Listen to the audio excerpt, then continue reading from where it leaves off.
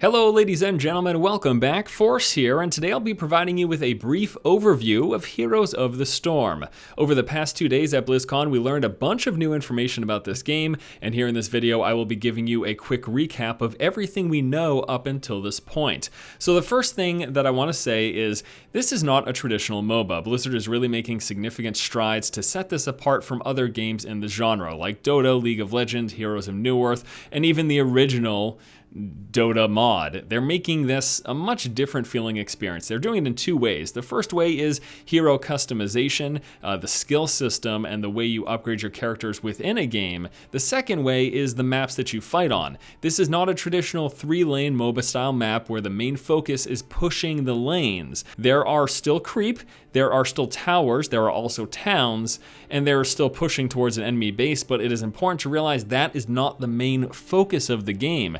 The main focus is going to be these objectives within the match, which will significantly change the tide of battle towards your team's favor. So let's go ahead and break this down into two parts. The first thing I'd like to talk about is the heroes themselves.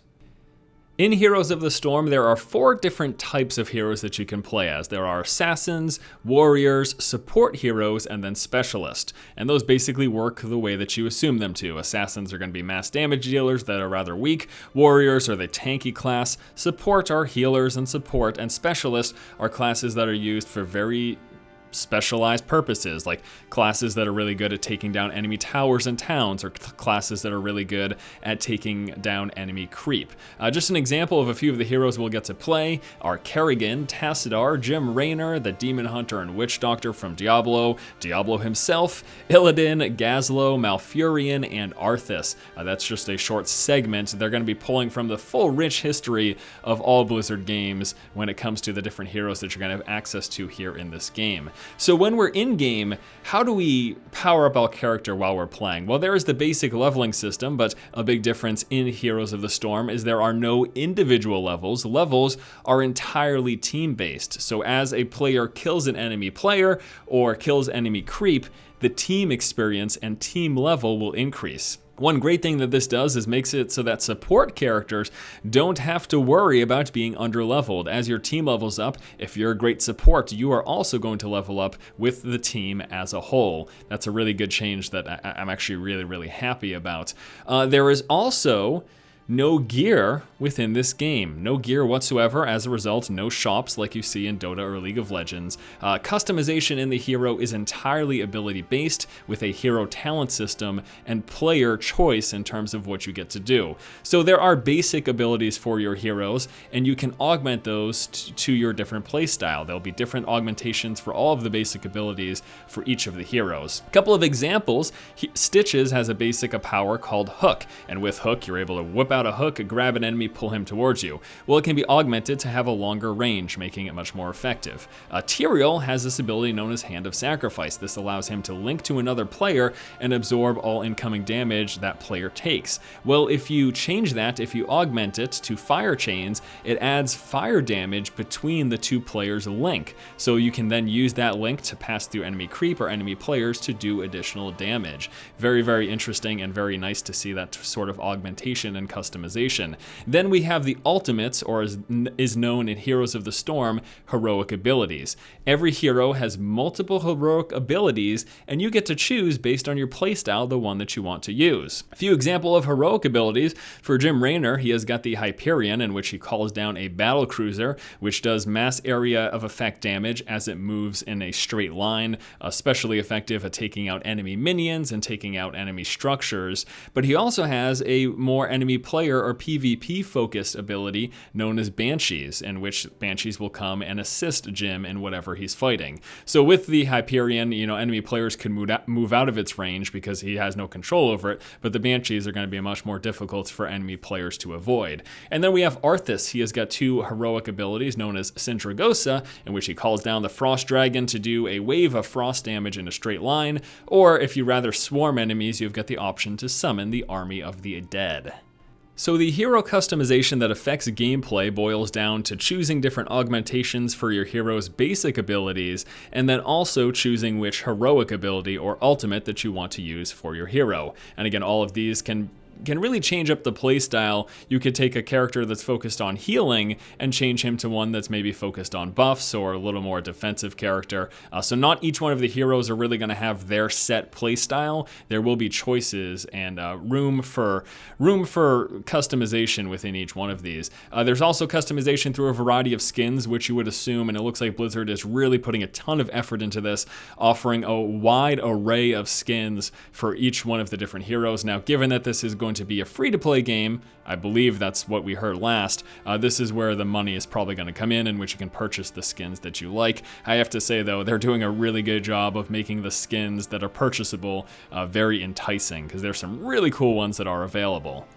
So now that we've talked about how heroes and hero customization is going to work within Heroes of the Storm, let's move on to one of the biggest differences between this game and other MOBAs, and that is the Battlegrounds. Battlegrounds are replacing the traditional 3-lane MOBA map type. The traditional MOBA map type does not exist in this game. There are a multitude of Battlegrounds. Now they have lanes, there is creep pushing towards each enemy base, and there are towers and towns that you have to push yourself through to get towards that final enemy base to win the game, but that is not the focus. There are a variety of objective-based maps, and new maps will continuously be brought within rotation. At the moment, the 4 that they have shown us are Blackheart's Bay, the Cursed Hollow, Dragonshire, and Haunted Mines. Each of these 4 maps have a completely different objective, and the objective is what you need to focus on because it's going to cause huge swings when it comes to the power within the game. The people who focus on completing the objective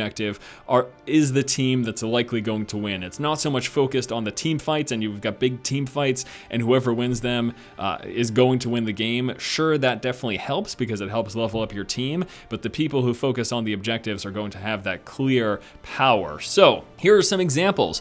The first example of one of the Battlegrounds, Cursed Hollow. There are 3 tributes on the map that are going to provide a power play for that map. So the way it works is these 3 tributes will randomly spawn throughout the course of the game. I'm assuming, though, there will be set locations, but they will only spawn in certain locations in an individual game. Now what happens is, as a team, you have to get to these tributes and gain control of them, which you do by channeling. And when you're trying to channel, if you take damage, you are interrupted. So this creates team fights around these tributes. Once you control all 3 of the tributes, which again is going to be difficult because all the teams are going to be fighting for it. Both teams are going to be fighting for these tributes. If you control all 3, it's going to give your team a curse buff that amplifies damage significantly and allows you to tear through enemy buildings and enemy minions. So as you can imagine, the team that focuses on this is going to have the easiest time of pushing towards that enemy base. Moving on to a second example, we have got the Haunted Mines. The Haunted Mines, beyond that general creep push moving towards the enemy base, there is also a competitive PvE underground dungeon. So what will happen is at some point in the game, the dungeon will open up, both teams will move down into the dungeon where they have an objective. You must kill enemies within the dungeon to gather skulls. You're killing enemy PvE minions to getting their skulls. There's also a mini boss within that dungeon that provides a significant boost to skulls. So you kill the enemies, you pick up the skulls. Once all skulls have been collected, both teams get a golem summoned on their side, on their main base. Those golems then push towards the enemy base. Now the great thing here is that the strength of that golem is entirely based on the number of skulls collected. So again, the main focus is this objective, because the more skulls you get, the stronger your golem will be, and the golem really plows through enemy structures. Now this is going to happen multiple times throughout the game. Once that golem dies, when you go back into that PvE dungeon, when it reopens, you collect the skulls again, the golem is resummoned, but the cool thing is he is resummoned where he died. So once that first summon happens, every time that golem is resummoned, you want to get him to push as far, as close to the enemy base as possible, so that when he resummons, he is that much closer. So there's examples of 2 of the Battlegrounds. The other 2 Battlegrounds also have their objectives, but that's not, I didn't want to really focus 100% on that. I just wanted to give you guys a few examples. So there you go, 2 big ways Heroes of the Storm is going to try to be different, and from what I can tell, I think they're going to succeed compared to other MOBAs. We've got much different customization when it comes to the heroes themselves, and the gameplay is just it's different. There's really nothing else to say about it. We've got objective-based Battlegrounds that will continuously change as they get cycled in and out through patches in the game.